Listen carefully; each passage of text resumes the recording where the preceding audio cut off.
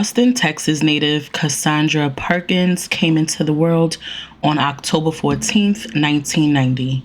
She grew up in Texas most of her childhood with her family and graduated from Anderson High School. After graduating high school, Cassandra wanted to work immediately to make an earning for herself and gain a little independence, so she took a job at the nearby Turner Roberts Recreation Center. And her co-workers had nothing but great things to say about their experience working with her. They described her as uppity, always having a positive attitude, and always toting an infectious smile. Everyone loved to be in Cassandra's presence, especially the children she worked with. People vouched for her, saying she would have made a great teacher someday, as she was always attentive to the children she worked with, playing board games with them and helping them with their academic goals. Although Cassandra loved the kids, she began coming into young womanhood and decided to explore what romance had in store for her. When in 2010, 20-year-old Cassandra Perkins met her beau, football star Jovan Belcher, who was just 3 years her senior. She was introduced to Jovan through his teammate, who was actually married to her cousin, a young lady named Whitney. Cassandra and Jovan became smitten with each other not too long after meeting. In fact, Cassandra actually decided to uproot from her stomping grounds and leave Texas with Jovan, starting a new life in a new city, Kansas City. And they moved into a 2-bedroom rental apartment suite in the Cornerstone Complex in Independence, Missouri. And although the relationship looked pretty and shiny on the outside, all that glittered was not gold with the happy couple after a while. Things between the two had become increasingly toxic with constant verbal sparring. So in 2011, Cassandra actually left Jovan. But you know how the tune goes, break up to make up. And with every shouting match and argument was romance, dates, movie nights, hugs, and kisses. They clearly loved each other and wanted to make things work. So much so that they even went to marriage counseling because Jovan had plans of giving Cassandra his last name. But there were many times where Jovan would struggle with his home life and career. You see, Jovan had been going through it because of the continued losses he took on the field and the threats of getting benched. The dark cloud that was hovering over his head often affected his relationship due to the stress and his pattern of taking his frustrations out on Cassandra for not fully understanding why he was that overwhelmed. I mean, Cassandra was still so very young, so she was blissfully ignorant, for lack of better words, to his woes, and I say that in the most respectful way, you know. She was essentially innocuous. But one thing they were able to get along about impeccably were guns, surprisingly. The couple owned 8 firearms in total, ranging from pistols to assault rifles. And a friend of the couple actually said they would even see firearms just laying around in the open in the house, full of ammunition and unlocked. And oftentimes they would go to the shooting range together for target practice. And this is important to know for later on. We fast forward though to March of 2012 when Jovan ran headfirst into $1 million blessing. He signed his restricted free agent tender for over $1.9 million with the Kansas City Chiefs. All that hard work for Jovan had paid off.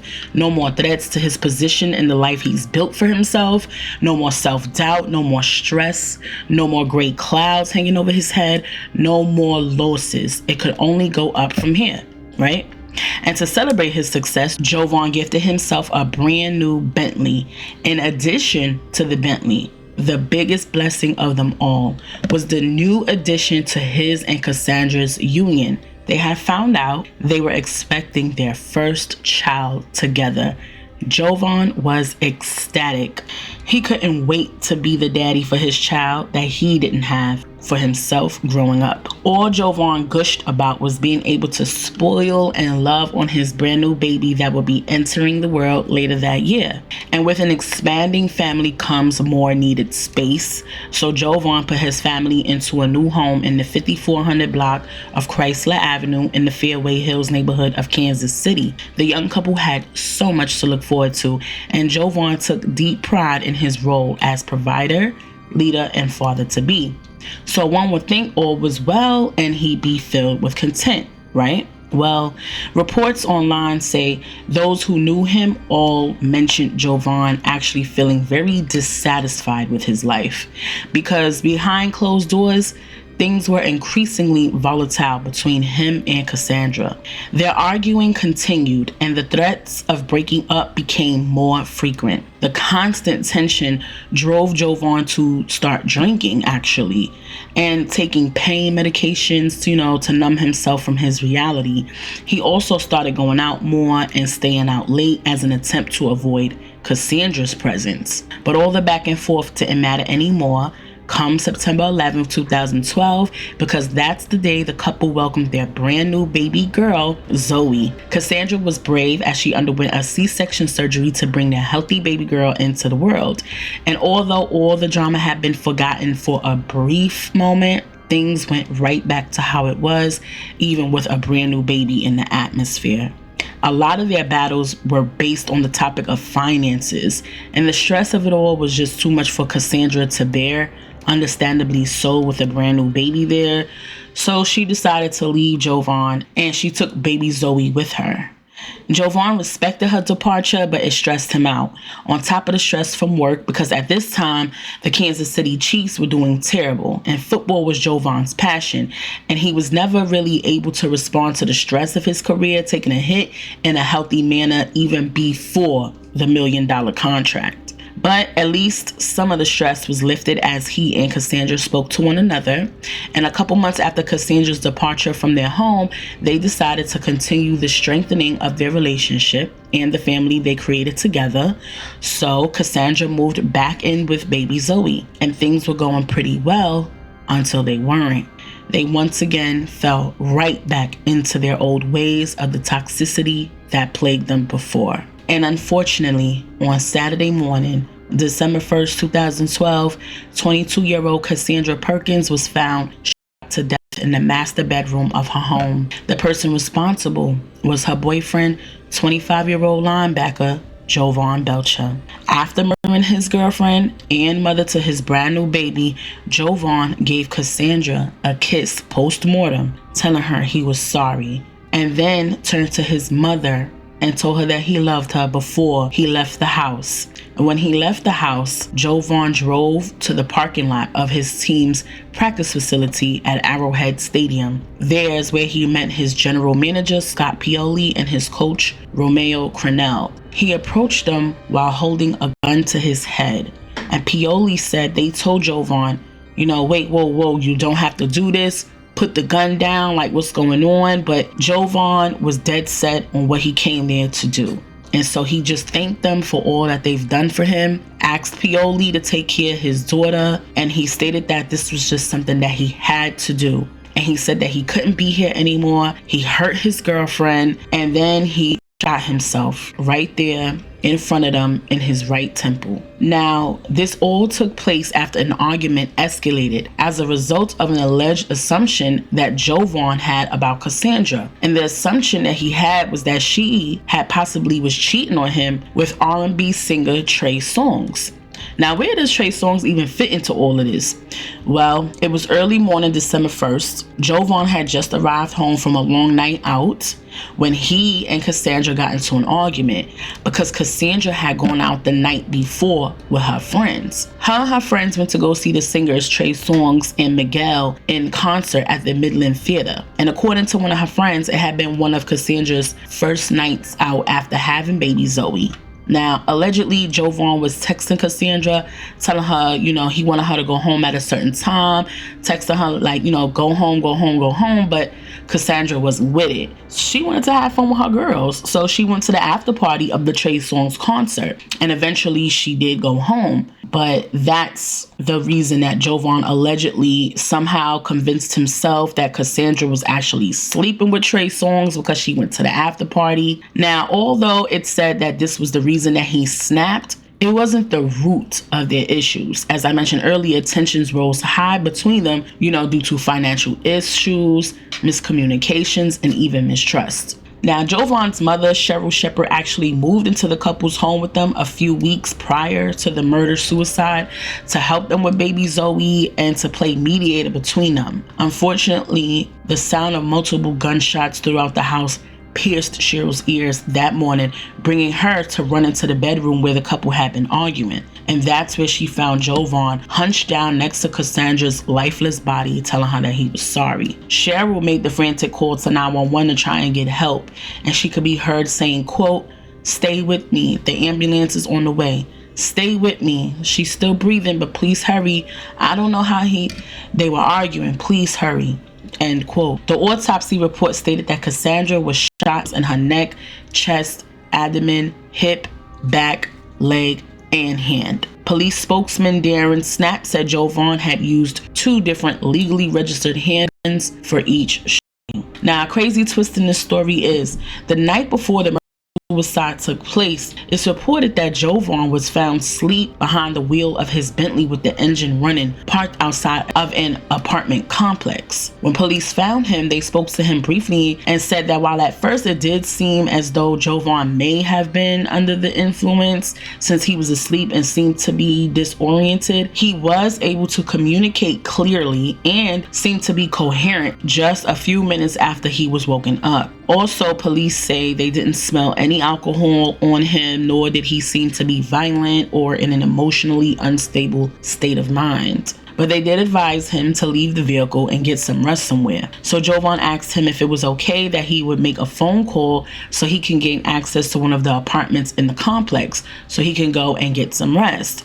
And the police allowed him to make the call, but the person that Jovan was calling didn't answer. And at about 2:30 in the morning, 2 women who were walking out of the complex had recognized Jovan, and Jovan explained to them what was going on and asked if he could crash with them since he was so tired.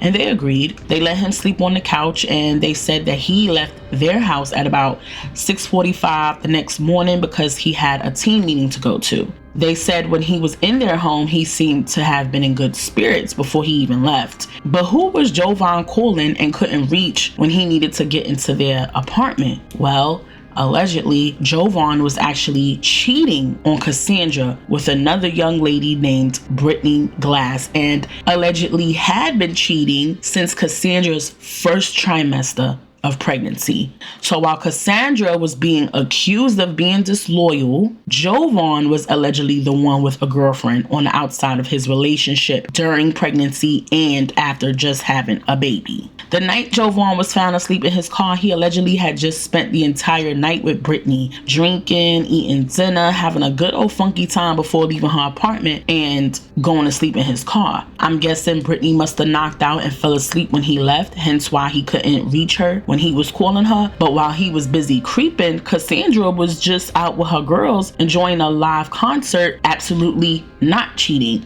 But you know, when you doing something that you don't have no business doing, then you're gonna make it up in your mind like, oh, the other person is doing it too. Brittany had a reputation in Kansas City of being the white girl who only wanted the black athletes, and she was allegedly what people would call a quote-unquote Jersey chaser, although she has denied ever being in a romantic relationship with Jovan and said that they were just friends. During an interview with police, Brittany said that Jovan constantly vented to her about Cassandra.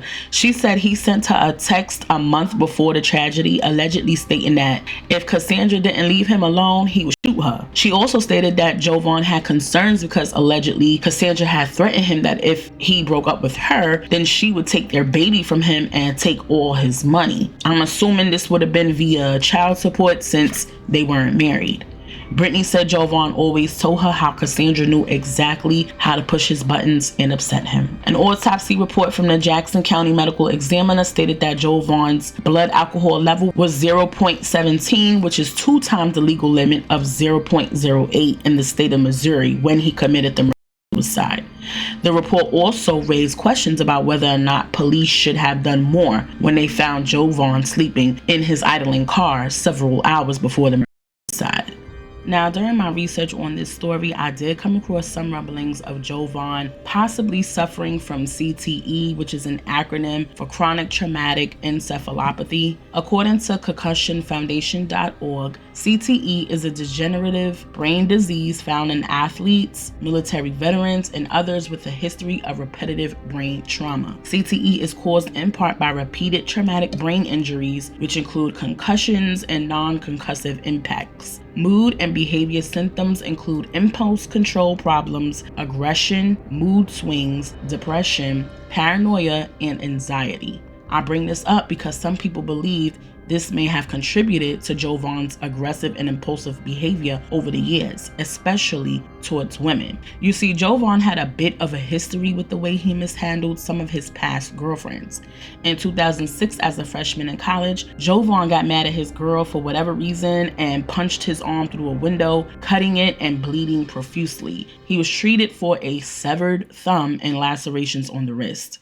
And in 2007, he had an argument with a young woman because she didn't reach out to him at a certain time during the evening. So when she finally did show face, she wanted to stay with him, but he told her to leave, and then it escalated to him shouting. And so there was a noise complaint made against him. Now, what's even more ironic about this story is Jovan was actually part of a group that campaigned against violence towards women. Being that Jovan was solely raised by his mom, he wanted to take a stand for women by joining into the MAAV, which is the Male Athletes Against Violence, while studying at the University of Maine, where he played football for 3 years, pledged against attacking females, and promised to, quote, look honestly at my actions in regard to violence and make changes if necessary, end quote. He also was a part of the White Ribbon Campaign, where he vowed to, quote, never to commit, condone, nor remain silent about violence against women, end quote. Cassandra had 2 funeral services, a memorial and a funeral service on December 6, 2012 in North Texas, and one on December 8th, 2012 in Austin, Texas, followed by a burial in Pflugerville, Texas. Jovan's funeral was held at a church in Dix Hills, New York, followed by his burial the same day at North Babylon Cemetery in North Babylon, New York on December 12, 2012. Their baby Zoe, who is now 10 years old, has been raised by Cassandra's cousin, Sophie Perkins, who is Whitney's sister in Pflugerville, Texas. Sophie was granted custody of baby Zoe back in June of 2013 after a judge granted the order. Jovan's mother, Cheryl, did fight for custody. However, when the murder happened, Sophie had Zoe with her in her care since. She did have visits with Cheryl in New York, but since Zoe was already staying with Sophie the majority of the time, and there had been multiple police calls to Cheryl's home over the years on behalf of different disturbances, this made the judge lean in Sophie's favor. Zoe has been financially set to receive more than $1 million under the NFL's collective bargaining agreement, which included $108,000 annually over the first 4 years of her life, and then $48,000 in the 5th year of her life, and then $52,000 each year after until she turns 18 years old. And she actually will continue to receive that amount until she's 23 if she attends college. And a trust fund with money from the Chiefs owners, coaches, players, employees, and the public has also helped care for Zoe. This next story is eerily similar to Cassandra and Jovan's. Now, February 14th is widely known as the official superficial day for lovers. So imagine how in love Stephanie Elise Mosely's parents were with her when she entered the world on Valentine's Day, year 1984 in Vancouver, British Columbia, Canada, where her family still resides to this day. Stephanie grew up with stars in her eyes as she always wanted to be in the entertainment industry, showcasing her talents in acting and dancing. In fact, Stephanie actually began her dancing career when she was enrolled in ballet classes at just a teeny tot age of 2 years old. Throughout her younger years, she participated in numerous dance competitions, taking home several awards under her belt as a teenager, and her dance career really took off at the young age of 17 years old in Japan, where she was invited to dance at Disneyland in Tokyo. In 2002, 18-year-old Stephanie made the decision of moving into the States and headed straight for the City of Angels, sunny California, to further pursue her dreams, and was able to secure a talent agent to assist her further. Here's where she met her very first friend in LA, the beautiful Eva Pickford Marcel, who ended up winning the third cycle of Tyra Banks' America's Next Top Model 2 years later in 2004. The two ladies had become very close. They even made a pact with each other that they were going to stick together in those Hollywood streets, figure out showbiz, and become superstars together. And the two ladies remained friends throughout their entire careers. Stephanie's impeccable dance moves had permitted her to work as a background dancer with icons like Britney Spears, whom she toured the US with. The following year, in 2005, she toured with Janet Jackson, which garnered her even more attention and exposure. And by the age of 25, Stephanie had the likes of Chris Brown, J-Lo, Beyonce, Rihanna, and Pharrell knocking her door down to work with them. She was just that good. Although Stephanie had a busy schedule, she still carved out time for her loved ones back home and made sure to visit at least several times a year. Stephanie's blessings kept rolling in, as in the following year of 2006, Jamie Foxx recognized her and handpicked her specifically to play the role of his wife in his NBC music special called Jamie Foxx Unpredictable, where he performed songs from his album titled Unpredictable, as well as some extras that weren't on the album. Wow. You know, as I'm doing this research, I'm remembering all of this from the early 2000s, and it's just something that nostalgia does for my soul. Those were some good times for us millennials. You know, you really had to be there to understand. But anyway, Stephanie went on to build her acting resume as she starred in different TV series such as Once Upon a Time, Psych, and Hellcats.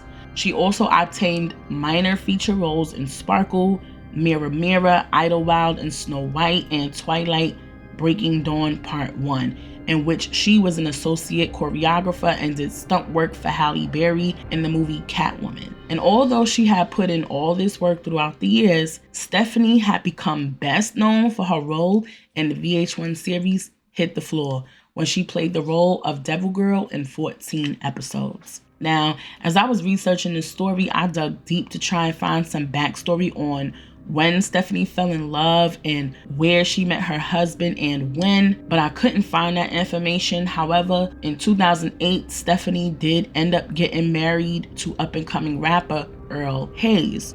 And Earl, also known as just Hayes by his friends, was part of the Money Team, which is his best friend Floyd Mayweather Jr.'s lifestyle brand. Floyd knew his friend was able to rap, so he helped Earl maneuver his way into the music industry by signing him to his record label at the time, Filthy Rich Records. Earl was even featured on one of 50 Cent's songs called Double Up. Although Stephanie's career was blossoming into a beautiful one, the same couldn't really be said for her marriage.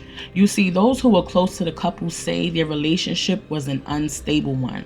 Earl was very controlling of Stephanie. He was insecure and he was paranoid that she had been cheating on him religiously. And being that they were both in the industry and Stephanie was constantly around famous men, this made Earl very jealous of her encounters with these other men. So as you can imagine, tension between the two had built up. The relationship became more fragile, hurtful words had been exchanged, and things between them got murky. But no one could predict what was soon to happen.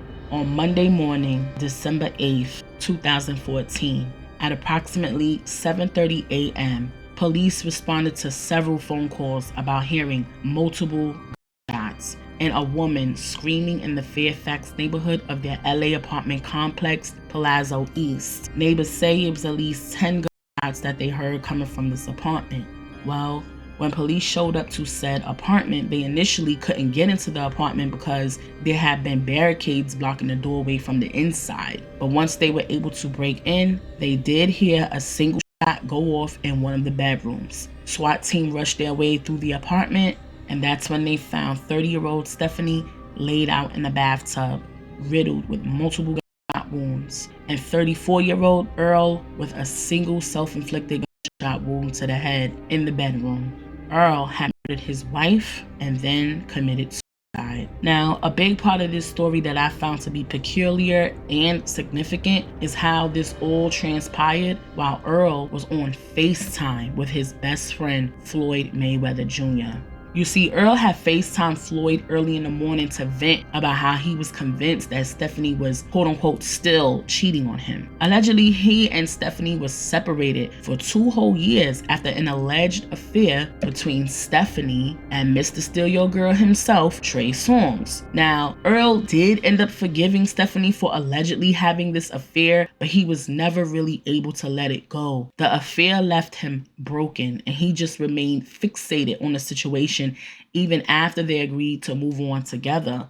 So they were never really able to move on from their checkered past even after being estranged for a couple years. Neighbors say they heard Earl yelling and going off on Stephanie, and they had begun to argue. Actually, Floyd Mayweather backed that up when he had spoken on it in 2016 when he stopped by blogger Jason Lee's podcast, Hollywood Unlocked Uncensored. Floyd was there to talk about all things good, bad, and ugly that's happened in his life. And Melissa Ford, a former host of Hollywood Unlocked Uncensored, actually initiated the conversation of the death of Stephanie and the suicide of Earl, asking Floyd if he wanted to touch on it. Floyd proceeded to speak on his perspective, and he stated that while yes, Stephanie had her ways about her that he didn't agree with, he stated he certainly didn't agree with Earl's actions. He said when Earl had called him that morning, both he and Stephanie appeared to have been inebriated all night into the morning as though they had been drinking or more all night. He said Earl had been talking crazy, and when he realized what Earl was about to do, he tried to tell Earl to stop and put the gun down,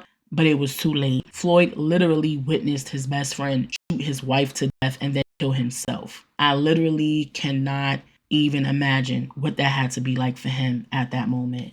An anonymous insider told sources, quote, Stephanie wanted out. She wanted to end her relationship with Earl. He was always a controlling guy, but things were getting out of hand. Earl was paranoid that Stephanie was cheating on him and had threatened to kill himself in the past if she ever left him. The tragic part is that she wanted to leave him at least 2 months ago and was afraid to end things. She said she didn't want to hurt him, and now she's no longer with us, end quote. It's also been said that Eva Marcel was actually the one to identify Stephanie's body. I met Stephanie Mosely in 2002.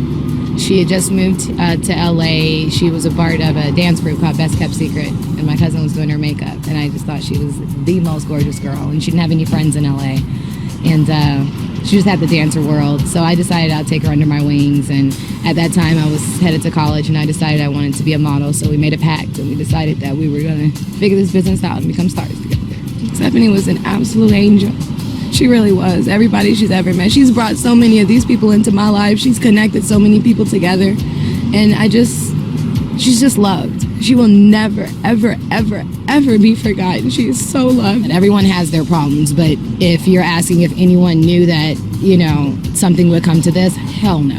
It was the last of what anybody would have thought. I thought it was a lie when I got the phone call. Did she in recent days say anything that worried you? Yeah, we share, life circumstances and what we're going through. And her life hasn't necessarily been rosy as of late.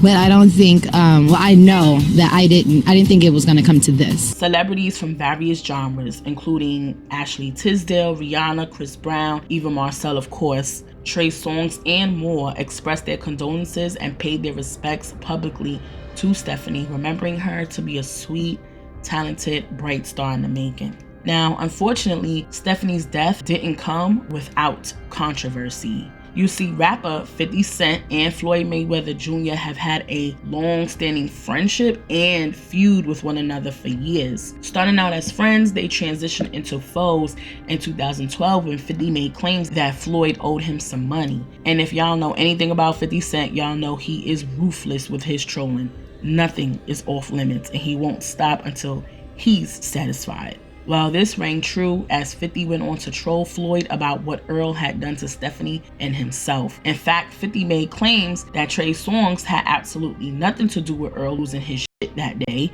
and said that instead it was Floyd who was having the affair with Stephanie. And that's why Earl called Floyd on FaceTime to confront him. Now, that's a crazy claim to make, and really only Earl, Floyd, and Stephanie know the truth behind that, and neither Earl nor Stephanie are even here any longer to even clear any of that up. Floyd also faced some backlash because later on that night of Earl's murder, Floyd was seen out at an LA Clippers game, shaking hands, smiling, talking to the players of the team as if he didn't just witness his best friend murder his wife and off himself right in front of his eyes. He also had been shunned for fronting the costs of Earl's funeral in favor of his family, despite the crime that had been committed. Floyd stated he felt as though the family should be able to send their loved one away in a decent manner, regardless of how things transpired. There's no documented information on if he assisted with any of the costs for Stephanie's funeral.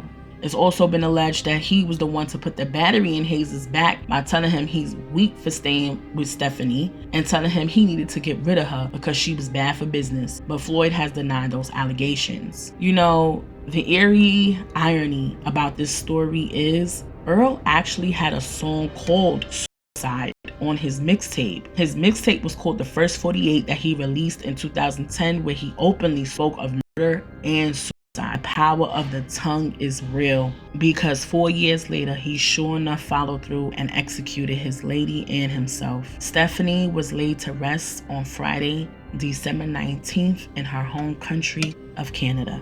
I put these two videos together for visible reasons. Both had so many similarities, from the multiple shootings of the women to the suicides of the men, to it being 2 years apart, both happening in the first week of December in the early morning.